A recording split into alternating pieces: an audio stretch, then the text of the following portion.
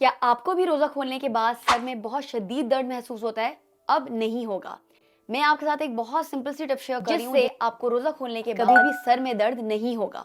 देखिए, जब हम रोजा इफ्तार करते हैं और एकदम से हम बहुत ज्यादा हैवी आइटम्स खाना शुरू हो जाते हैं, हम तले हुए समोसे, पकौड़े, फ्राइज, ये सब चीजें खाते हैं, तो हमारे सर में बहुत ज्यादा दर्द शुरू हो जाता है। इसके साथ साथ आपको हार्टबर्न भी फील हो सकता है, एसिड रिफ्लक्स का मसला भी फेस कर सकते हैं और ये इरिटेबल बोवल सिंड्रोम को भी ट्रिगर कर सकता है। आपने करना क्या है, जब आपका इफ्तार का वक्त होगा, आपने एक खजूर से रोजा खोलना है।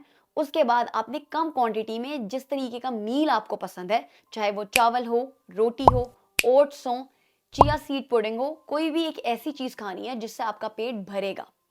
आपने उसकी क्वांटिटी बहुत ज्यादा एक्सीड नहीं करनी। आप 1/4 कप से शुरू करें। पहले रोजे वाले दिन जब आप इफ्तारी करो तो आप 1/4 कप शुरू करो। जो भी चीज आपको फुलफिल कर देगी आपने वो मील लेना है और उसके तकरीबन 20 से 30 मिनट बाद आपने चाय या कॉफी का इस्तेमाल करना है, जो भी चीज आपको पसंद है। रोजा इफ्तार करते साथ धड़ाधड़ पानी भी नहीं पीना। इस बार तो खैर रमजान बहुत अच्छे मौसम में आ रहा है, आपको पहली दफा से ही बहुत ज्यादा फर्क महसूस होगा अगर आप इस तरीके से इफ्तार करेंगे जैसा मैं आपको बता रही हूँ। इस इन्फॉर्मेटिव वीडियो को और लोगों के साथ भी शेयर करें। सदका जारिया है अच्छी चीजों को दूसरों के साथ शेयर करना। और अगर आप इस तरह की और इन्फॉर्मेटिव वीडियोस देखना चाहते हैं तो मेरे अकाउंट को अभी फॉलो कर लें।